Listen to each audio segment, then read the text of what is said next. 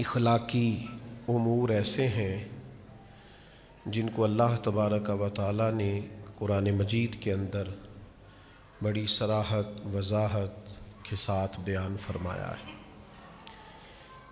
یہ وہ اخلاقی رویے ہیں جن کو اللہ تعالیٰ بڑا محبوب فرماتا ہے۔ انہی قرآنی اخلاق میں سے ایک اہم وصف ہے انسان کا کہ وہ اپنی طبیعت کے اندر برداشت رکھتا ہو۔ عدم برداشت ایک اخلاقی عیب ہے جو نہ صرف یہ کہ سوسائٹی اور ماحول اور معاشرے کے اندر پریشانی پیدا کرتا ہے، بلکہ جو لوگ اس عیب کا شکار ہوتے ہیں وہ خود بھی بڑے بے چین، بڑے بے قرار اور مضطرب رہتے ہیں۔ ذہنی تناؤ، فکری انتشار اور طبیعت کی بے چینی ان کا مزاج بن جاتی ہے۔ قرآن مجید فرقان حمید نے ارشاد فرمایا والکاظمین الغیظ والعافین عن الناس، فرمایا جو لوگ غصے کو پی جائیں اور لوگوں سے درگزر کریں۔ واللہ یحب المحسنین، فرمایا یہ وہ نیک لوگ ہیں جن سے اللہ محبت فرماتا ہے۔ یہ نہیں فرمایا کہ انہیں غصہ نہیں آتا، یہ نہیں فرمایا، غصہ آتا ہے۔ غصہ نہ آنا بذات خود ایک عیب ہے، لیکن غصہ انہیں آتا ہے پر وہ اس غصے کو پی جاتے ہیں، وہ ضبط کر لیتے ہیں، وہ اپنے غصے پر کنٹرول کرتے ہیں۔ والکاظمین الغیظ، وہ غصے کو پورے طور پر کنٹرول میں کر لیتے ہیں، اور والعافین عن الناس، لوگوں سے درگزر کر جاتے ہیں۔ اچھا، یہ بھی بات نہیں کہ وہ کمزور ہیں اس لیے معاف کر دیتے ہیں، وہ طاقتور ہیں، با ہمت ہیں۔ کیوں؟ کہ اللہ کے پیارے ہیں۔ واللہ یحب المحسنین، اللہ کہتا ہے میں ان سے محبت کرتا ہوں۔ جو رب کا پیارا ہو وہ کمزور ہوتا ہے، وہ اللہ کا محبوب وہ کمزور ہوتا ہے، جو اللہ کا چنا ہوا ہو وہ کمزور ہوتا ہے۔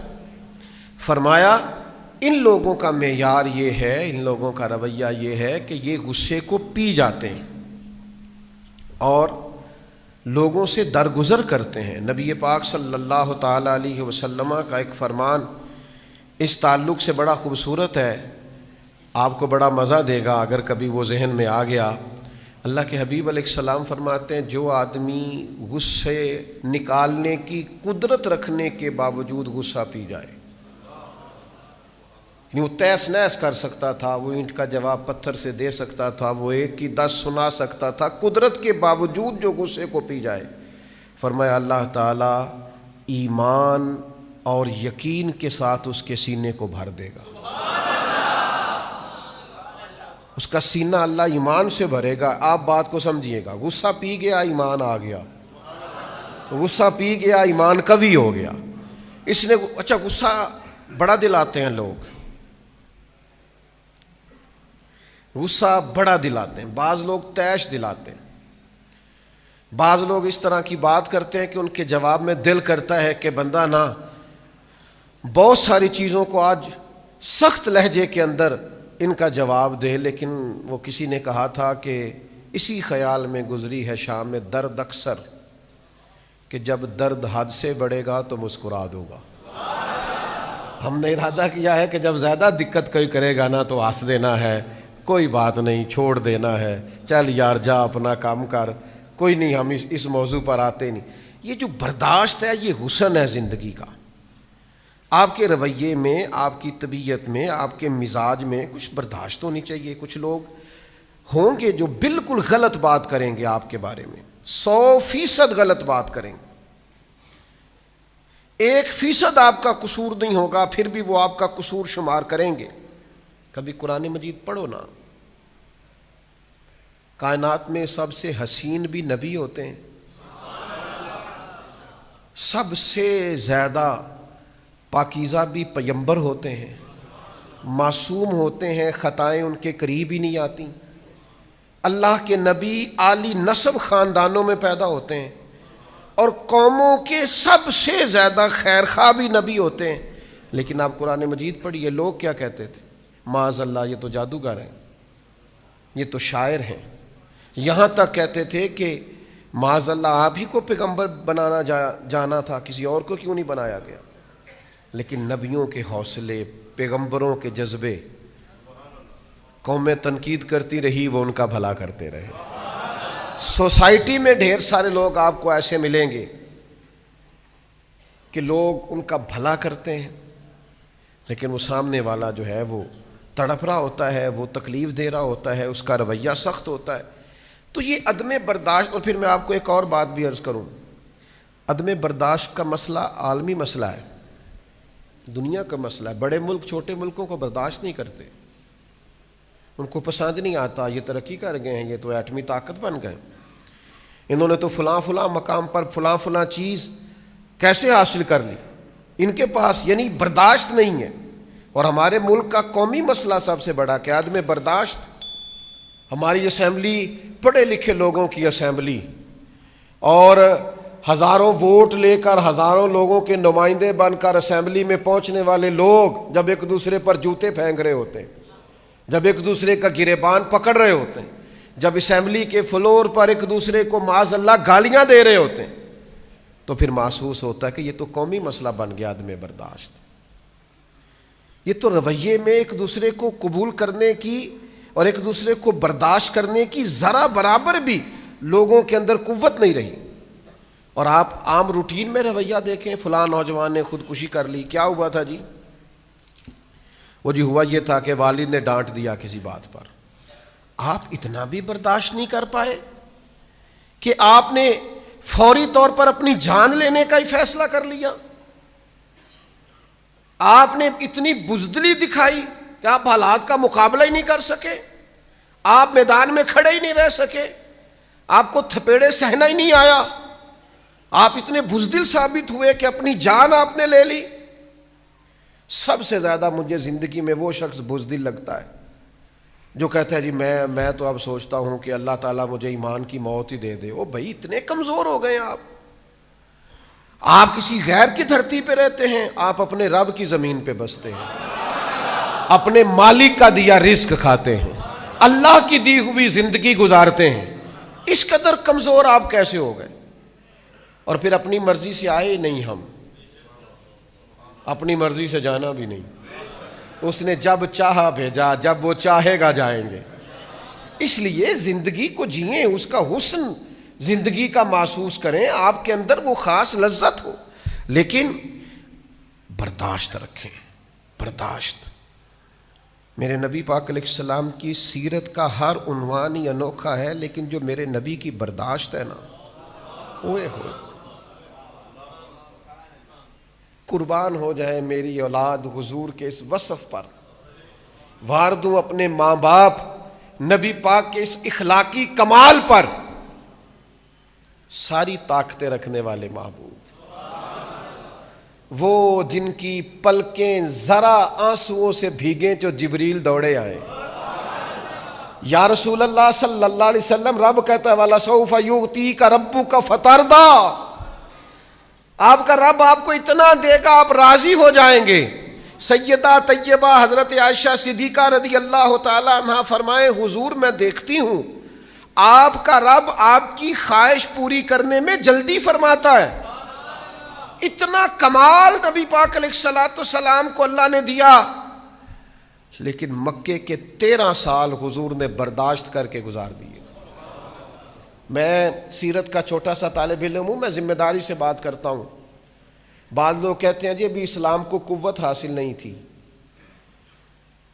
اس لیے محبوب نے کوئی جنگ نہیں کی۔ آپ کی غلط فہمی ہے، آپ کی غلط فہمی ہے یہ کہ اسلام کو قوت حاصل نہیں تھی۔ ایک بندے کے پیسے دبائے تھے اسی دور میں ابو جہل نے، تو میرے محبوب نے فرمایا چلنا میرے ساتھ، کیسے کیوں نہیں دیتا۔ غضب سے ان کے خدا بچائے کہ نور باری جلال میں ہے۔ یہ مکے کے دنوں کی بات ہے جب ایک غریب کی بچی ایک کافر نے اٹھا لی تھی، تو اللہ کے حبیب نے فرمایا تو واپس کرتا ہے یا کرے تیرا علاج؟ اللہ نے طاقتیں دی ہیں اپنے محبوب کو، لیکن وہ جو حضور نے کچھ نہیں نہ کہا، یہ میرے نبی کی برداشت ہے، یہ میرے محبوب کا حوصلہ ہے، یہ رسول کائنات علیہ السلام کا دیا ہوا سبق ہے، یہ نبی پاک کا امت کو پڑھایا ہوا وصف ہے۔ دل تھوڑا کشادہ رکھیں، ذہن تھوڑا وسیع رکھیں، اور ہر ایک سے مخالفت بھی اچھی نہیں ہوتی، دعا کرو کہ دشمن بھی خاندانی ہو۔ آپ ہر چھوٹے بڑے آدمی کی بات کا جواب دینے لگ جاتے ہیں، ہر ایک کی آپ رائے پر تبصرہ کرنے لگ جاتے ہیں، دعا کرو کہ دشمن بھی خاندانی ہو۔ آپ کا حوصلہ جوان ہونا چاہیے، ظرف بڑا ہونا چاہیے، حوصلہ تھوڑا مضبوط ہونا چاہیے، آپ کی طبیعت کے اندر ایک خاص قسم کی لطافت ہونی چاہیے، برداشت کا ایک وصف ہونا چاہیے۔ یہ کیا بات ہوئی چھوٹی چھوٹی بات پر آپ دشمنوں کو ختم کر کے جینا؟ یہ اتنا کمال نہیں جتنا دشمنوں کے سامنے جینا کمال ہے۔ نہیں، کوئی نہیں، سمجھ ہی نہیں آئی آپ کو میں نے کیا کہا، سمجھ ہی نہیں آئی آپ۔ دشمن کو ختم کر کے جینا اتنا کمال نہیں۔ چلے میں دیہاتی ماں کا بیٹا ہوں، اپنے جملے میں بات کرتا ہوں، میں کسان کا پتر ہوں، اپنے جملے میں بات کرتا ہوں۔ وہ میرے بزرگ کہا کرتے تھے کہ کسے تو سیڈ تے ہو کے جینا ہو رہے تے او دے سینے تے مونگ دلنا ہو رہے۔ او بھائی دشمن کے سامنے جینا اور ہے۔ آپ کو بات کی سمجھ آ رہی ہے؟ یہ تھوڑا سا اور ہے، آپ چیزوں کو سمجھیں۔ دیکھیں نا، کافر ختم نہیں ہوئے مکہ مکرمہ سے، ابھی ان کا داخلہ ممنوع نہیں ہوا، لیکن مکہ فتح ہو گیا تو نبی کریم نے کیا فرمایا؟ فرمایا جب تم نے بیت اللہ کا طواف کرنا ہے تو پہلے 3 پھیرے ذرا اکڑ اکڑ کے چلنا ہے۔ نہیں سمجھ آئی تو آنو گال وہ کہتے ہیں رمل کرنا، ذرا کندھے ہلا ہلا کے چلنا ہے، ان کو بتانا ہے کہ کعبے کے اصل وارث آ گئے ہیں۔ ذرا کندھے ہلا ہلا کے رمل کر کے چلنا ہے، ان کو پتہ چلے کہ اصل وارث آ گئے۔ وہ میرے بھائی دشمن کے سامنے جینا کمال ہے، اس کی آنکھوں میں آنکھیں ڈال کے جینا یہ کمال ہے۔ کہاں تھا حضرت عمر فاروق رضی اللہ تعالیٰ عنہ نے، یا رسول اللہ مجھے اجازت دے میں عبداللہ ابن ابی سلول کو قتل کر دوں۔ بہت سارے صحابہ نے کہا حضور اجازت دیں، اس کے وجود سے دھرتی کو پاک کر دیں، پر حضور نے فرمایا رہنے دو، اسے رہنے دو۔ نبی پاک صلی اللہ علیہ وسلم نے فرمایا لوگ کیا کہیں گے، اب کلمہ پڑھنے والوں کو قتل کرنا شروع کر دیا، اسے رہنے دو۔ ہر آدمی کو اپنے حساب سے حکمت سمجھ آتی ہے، پر میرے محبوب نے کہا اسے رہنے دو، اسے دیکھنے دو مکہ فتح ہو رہا ہے، اسے دیکھنے دو غزوہ حنین میں فتح ہو رہی ہے، اسے دیکھنے دو، اسے ذرا دیکھنے دو ابو بکر کی ساجد آج کیا ہے، اسے ذرا دیکھنے دو میرے عمر فاروق کا للکار کیا ہے، اسے دیکھنے دو عثمان غنی کی وفاداری کیا ہے، اسے میں نے علی شیر خدا دکھانا ہے، اسے میں نے حسین اور حسن کی سیادت اور امامت دکھانی ہے، اسے دیکھنے دو ذرا، اسے جینے دو، یہ دیکھے ذرا اللہ نے کتنی شانیں عطا فرمائی۔ اذا جاء نصر اللہ والفتح ورأیت الناس يدخلون فی دین اللہ افواجا، اسے دکھانا ہے کہ کیسے فوجوں کی فوجیں اللہ دین میں داخل فرما رہا ہے۔ ایک وجہ مجھے یہ بھی سمجھ میں آتی، بھائی اتنی جلدی کمزور نہ ہوا کریں، سینے میں تھوڑی برداشت پیدا کریں، سینے میں تھوڑا حوصلہ پیدا کریں، تھوڑا سا نا آپ کے مزاج میں کچھ لوگ نا فروعی مسائل میں اپنے حساب سے دین کا کام کرنے کا کوئی طریقہ بناتے ہیں کہ ہم نے اس طرح سے دین کا کام کرنا ہے۔ کچھ تبلیغ کا رستہ اختیار کرتے ہیں، کچھ تدریس کا رستہ اختیار کرتے ہیں، میں پڑھاؤں گا، کچھ تحریر کا رستہ اختیار کرتے ہیں کہ میں لکھا کروں گا، کچھ کہتے ہیں کہ میں خانقاہی رستہ اختیار کروں گا، لوگوں کو ورد وظیفے پڑھاؤں گا، عبادات پہ لگاؤں گا۔ یہ مختلف قسم کے رستے، یہ سارے ہیں ایک ہی رستے، لیکن کبھی کسی تحریر کرنے والے نے یہ نہیں کہا کہ جو پڑھا رہا ہے وہ کام ہی نہیں کر رہا، یہ نہیں کہا اس نے کہا میں بھی کر رہا ہوں وہ بھی کر رہا. کبھی کسی تدریس کرنے والے نے یہ نہیں کہا کہ جو خانقاہ میں بیٹھ کے مریدین کی، عقیدت مندوں کی، ارادت مندوں کی تربیت کر رہا ہے وہ کچھ بھی نہیں کر رہا. اس نے کہا میں تدریس کر رہا ہوں، وہ تلقین کر رہا. کبھی کسی نے کسی دوسرے کو متعون، لوگ ایک دوسرے کو قبول کرتے تھے، لوگ ایک دوسرے کو برداشت کرتے تھے، لوگ کہتے تھے مل جل کے چلنا ہے. امام بخاری محدث ہیں، فقیہ نہیں. انہوں نے فقہ اور اصول فقہ پر کام نہیں کیا، حدیثیں جمع کی ہیں.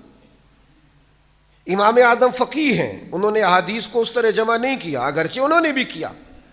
لیکن امام بخاری نے یہ نہیں کہا کہ جو فقیہ ہے وہ ٹھیک ہی نہیں، نہ امام اعظم نے کہا جو محدث ہے وہ ٹھیک ہی نہیں. انہوں نے کہا ان کی بھی بڑی بات ہے، انہوں نے کہا ان کی بھی بڑی بات ہے.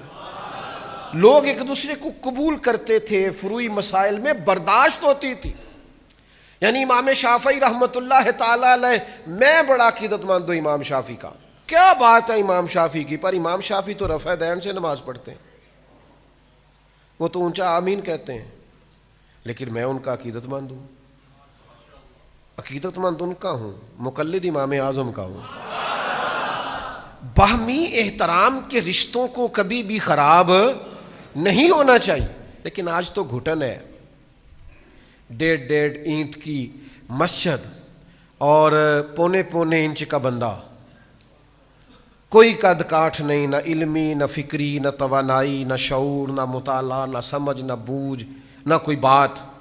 لیکن ان لوگوں کی آپ گفتگو سنیں تو انہیں ایسے محسوس ہوتا ہے کہ کوئی شخص جو ہے وہ کام ہی نہیں کر رہا، سارا میں ہی کر رہا ہوں. ان کا خیال ہوتا ہے کہ کسی اور کو پتہ ہی کسی چیز کا نہیں. کی عقیدہ ہے پنجابی چ پا نہ پڑھی وقت نو، تو جڑا وقت نو پھڑیا ہوئے تو رحم کھانا چاہیے کہ انہیں لڑائی کرنی چاہیے. وہ تو بیچارہ وقت نو پھڑیا ہے، تو اس پر رحم کھائیں.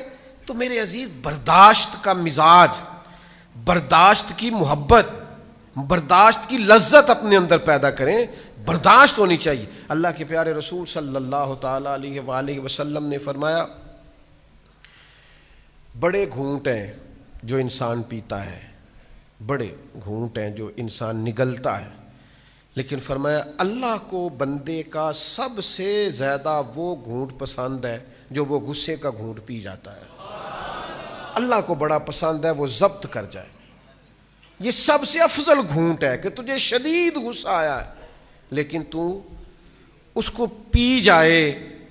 اور بلا وجہ غیظ و غضب کرنا، ہر بات پہ غصہ ہونا، ہر بات پہ لڑائی کرنا، ہر بات پہ شدت دکھانا، ہر وقت الجھے رہنا، ہر وقت ناراض ہو جانا، ہر بات پہ جناب اپنے آپ سے باہر ہو جانا، یہ انداز درست نہیں ہوتا، یہ طریقہ کار غیر مناسب ہوتا ہے. نبی پاک صلی اللہ تعالی علیہ وسلم نے فرمایا، بلا وجہ کا غیظ و غضب ایمان کو اس طرح خراب کر دیتا ہے جس طرح ایلوا شہد کو نہیں خراب کر دیتا، اس کو کڑوا نہیں کر دیتا، اس طرح بلا وجہ کا غصہ ایمان کو خراب کر دیتا ہے. ہر وقت کا جاہ و جلال ٹھیک نہیں، ہر وقت کی ناراضگی ٹھیک. کچھ لوگ ناراض رہتے ہیں، اور اگر آپ ناراض نہ ہوں تو چونکہ ہم رہتے ہیں ناراض لوگوں کے درمیان، لہذا ہم نے بھی ناراض ہی رہنا شروع کر دیا. سارے ناراض ہیں، کوئی کسی سے ناراض ہے تو کوئی رہتے جو ہر وقت دائیں بائیں ناراض ہوتے ہیں، تو لہذا ہم بھی ناراض ہی رہتے ہیں. اور اکثر بندے پوچھتے ہیں، کہتے تسی ناراض تو نہیں؟ ہر وقت کوئی ناراض نہیں ہوتا، ہم رہتے ہیں ناراض. وہ حضرت خواجہ نظام الدین محبوب الہی، سلطان المشائخ، محبوب المشائخ، حضرت خواجہ نظام کے پاس ان کا ایک عقیدت مند آیا. اس نے کہا حضور بس ہو گئی اب جو ہمیں چھیڑے گا ہم بھی اسے چھیڑیں گے، جو ہمیں ستائے گا ہم بھی اسے ستائیں گے، کوئی ہمارے رستے میں کانٹے بچھائے گا تو ہم بھی اس کے رستے میں کانٹے بچھائیں گے. تو حضرت خواجہ نظام الدین صاحب رحمۃ اللہ علیہ مسکرائے. بندہ بڑا ناراض تھا، مرید بڑے غصے میں تھا، پر آپ مسکرائے. آپ فرمانے لگے، پتر پھر تو سارا رستہ ہی کانٹوں سے بھر جائے گا. آدھی سڑک پہ اس نے بچھا دیے، باقی آدھی پہ تو نے بچھا دیے، تو راہگیروں کے پیر بھی زخمی ہوں گے تم دونوں کی لڑائی میں. عرض کی حضور پھر کیا کروں؟ فرمایا فقیروں والا کام کر، وہ کانٹے بچھاتا جائے تو کانٹے اٹھاتا جا. فقیروں کی یہی ڈیوٹی ہے، لوگ بچھاتے جاتے ہیں اور وہ اٹھاتے جاتے ہیں. ہمت کریں، حوصلہ کریں. آپ کو ایک بات عرض کروں، کچھ لوگ نا باہر پھر بھی اتنا غصہ نہیں کرتے، کار بڑا کر دینا۔ باہر والے کہہ رہے ہوتے ہیں بندہ بڑا ہی با اخلاق ہے، تو کار والے آندے نے سانو پوچھ کے ویکھو نا۔ آپ جتنا حوصلہ باہر رکھتے ہیں اتنا گھر کیوں نہیں رکھتے؟ بیٹے کا دل کرتا ہے آپ کے سینے پہ چڑھے، آپ سے پیار کرے، بیٹی کا دل کرتا ہے دو چار لاڈ دکھائے، بیوی کا آپ لباس ہے، وہ آپ کا لباس ہے، اس نے جو بات آپ سے کرنی ہے وہ کسی اور سے کر سکتی نہیں، اس کو کوئی 10-20 منٹ درکار ہیں آپ سے بات کرنے کے لیے، لیکن باہر آپ بہت بڑے لیڈر ہیں، قائد ہیں، سمجھدار ہیں، معاملہ فہم ہے، فہم و فراست والے، گھر آپ بات ہی نہیں سنتے۔ یہ رویہ بھی ٹھیک سنو نا، کریم محبوب کی ایک کریمانہ ادا اور بھی سنو۔ سیدہ طیبہ طاہرہ حضرت عائشہ صدیقہ رضی اللہ تعالی عنہا گھر کا ماحول بیان کرتی ہیں، گھر میں حضور کو دیکھ کر یہ بتاتی ہیں، فرماتی ہیں نبی پاک بڑا ہی معاف کرنے والے تھے، حضور بڑا ہی درگزر فرمانے والے، اور نبی پاک نے کبھی کسی کی برائی کا بدلہ برائی سے دیا ہی نہیں۔ یہ محبوب کے گھر میں، حرم پاک میں آپ کی مقدس زوجہ کی گواہی ہے۔ جب گھر میں یہ گواہی ہو تو اس کا مطلب یہ ہے کہ نبی کریم کی زوجہ ہماری ماں ہمیں سکھاتی ہیں تمہارا گھر میں رویہ بھی بڑا ہی حسین ہونا چاہیے، وہاں بھی تمہارے اندر برداشت ہونی چاہیے۔ میرا بڑا پرانا فتویٰ ہے، میرا فتویٰ یہ ہے کہ میاں بیوی کی لڑائی میں نا زیادہ قصور میاں صاحب کا ہوتا ہے۔ میرا فتویٰ ہے، آپ اختلاف کر سکتے ہیں، زیادہ غلطی میاں صاحب کی ہوتی ہے۔ اس کی ایک دلیل ہے میرے پاس، دلیل میرے پاس یہ ہے کہ عورت بیچاری کی عقل تو ناقص ہوتی ہے نا، تو میاں صاحب کی پوری ہے نا، تو یہ اگر کہے کہ میں نے ناقص عقل والی سے بھی پوری بحث کرنی ہے، پورا ہی جھگڑا کرنا ہے، تو بھئی سلجھانا تو میاں صاحب نے تھا مسئلے کو، تو میاں صاحب تو برابری پہ اترے ہوئے ہیں، ایک بات پہ 4 جواب دے رہے ہیں، تو پھر زیادہ غلطی کس کی گنی جائے گی؟ تو میاں صاحب کو یہ چاہیے تھا کہ وہ زیادہ حوصلہ دکھاتے۔ آپ بڑے ہیں، آپ کا ظرف بڑا ہے، الرجال قوامون علی النساء، اللہ نے عورتوں پر مردوں کو افسر کیا ہے، تو چاہیے تو یہ تھا کہ آپ حوصلہ دکھاتے، آپ صبر کا مظاہرہ کرتے، لیکن ہمارا رویہ یہ ہوتا ہے کہ جناب ایک بات ہوئی نہیں اور کہاں چڑھے اور کہاں اترے اور کہاں پہنچے اور کہاں تک گئے اور کہاں سے گاڑی واپس آئی، یہ انداز درست نہیں ہے۔ حوصلہ، برداشت، قوت۔ میں چھوٹا سا آدمی ہوں لیکن مجھے ہزاروں لوگوں کے ساتھ وقت گزارنے کا موقع ملا ہے زندگی میں۔ جو آدمی ممبر پہ بیٹھتا ہے نا، ہمارے اساتذہ فرمایا کرتے تھے کہ اگر تم نے اونچی جگہ پہ بیٹھنا ہے تو پھر بہت سارے سوالوں کے جواب دینے کے لیے بھی تیار رہنا۔ یہاں تو آپ بڑے ہونے کا دعویٰ نہ کریں، اگر ہیں تو پھر سوال تو اٹھے گا۔ جب آپ اونچی جگہ پہ بیٹھے ہیں، آپ تو سب کو دیکھ رہے ہیں، تو سب بھی تو آپ کو دیکھ رہے ہیں، تو آپ کو تو بڑی چیزوں کو برداشت کرنا پڑے گا۔ بڑے بڑے سخت سوال زندگی میں آ جاتے ہیں، کئی دفعہ دل نہیں کرتا، دل ٹوٹتا ہے کہ یار یہ والی بات آپ کو نہیں کرنی چاہیے تھی، یہ درست نہیں ہے، یہ انداز ٹھیک نہیں، یہ سوال نہیں بنتا۔ کسی کو اپنے گناہ کا حساب کیا دیتے، سوال سارے غلط تھے، جواب کیا دیتے۔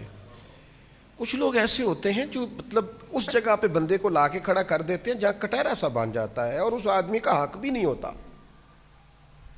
کہ وہ یہ سوال کرے، لیکن آپ کا منصب ایسا ہے کہ آپ کو برداشت کرنا ہے۔ آپ ہیں ایسی جگہ پہ جہاں آپ کو اس چیز کو قبول کرنا ہے، آپ کو سمجھنا ہے کہ یار اب میں فائز ایسی جگہ پہ ہوں، اس نے کہہ لیا ہے تو میں کیا کروں۔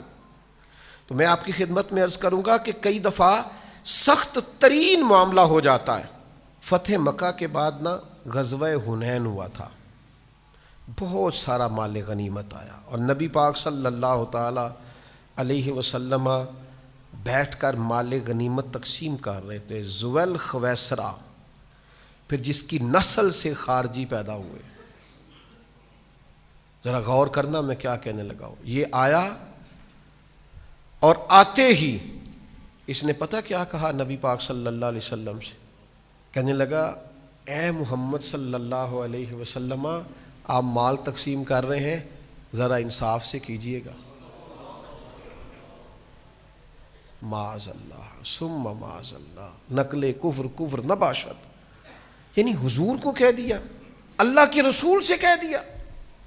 آپ مال تقسیم کر رہے ہیں غنیمت کا، ذرا انصاف سے کیجئے گا۔ اللہ اکبر۔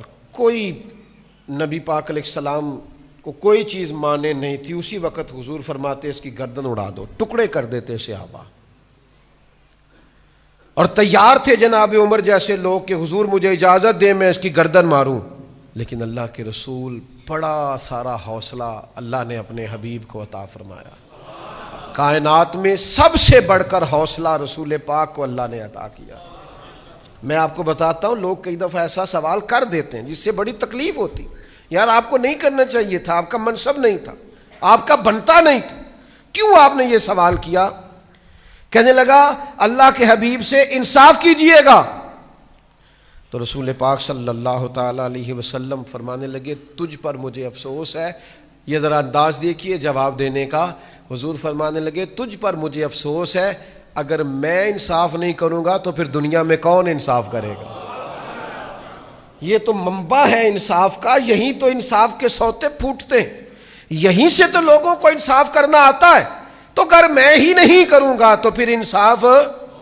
لیکن اگلی بات حضور نے جو کی لوگوں کو سمجھانے کے لیے، حضور سید عالم صلی اللہ تعالی علیہ وسلم فرمانے لگے اللہ تعالیٰ میرے بھائی حضرت موسیٰ علیہ السلام پہ رحم کرے، ان کو اس سے زیادہ ستایا گیا۔ یہ عذرائے تواضع حضور نے ارشاد فرمایا حضرت کلیم کو اس سے زیادہ لوگوں نے تکلیف دی۔ کیا آپ کی خدمت میں بات عرض کریں، لوگ کس کس طرح کی اذیت دیتے ہیں، کس کس بنیاد پر لوگ بات کر جاتے ہیں جو بالکل نہ ان کا سٹیٹس ہوتا ہے اور نہ ان کا اس سے کچھ لینا دینا ہوتا ہے، لیکن ایک بہت بڑے زبردست قسم کے بزرگ ہیں، اب تو وہ وصال کر گئے کچھ عرصہ پہلے، میں ان کا بڑا معترف تھا کہ انہوں نے زندگی میں بڑا کام کیا، بڑی ڈیوٹی کی، کتابیں لکھی، بہت بڑا ادارہ بنایا، بہت ساری تدریس کی۔ تو میں چونکہ بہت سارے علاقوں میں جاتا رہتا ہوں، تو ہم جس علاقے میں جاتے ہیں وہاں کے علاقے کے علماء کے لوگ شکایت کرنی شروع کر دیتے ہیں۔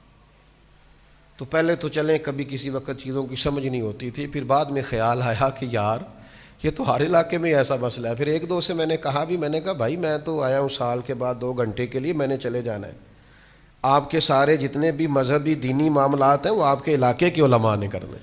تو یہ رویہ آپ کا درست نہیں ہے کہ آپ کہیں کہ آپ بڑے اچھے ہیں چونکہ آپ باہر سے آئے ہیں۔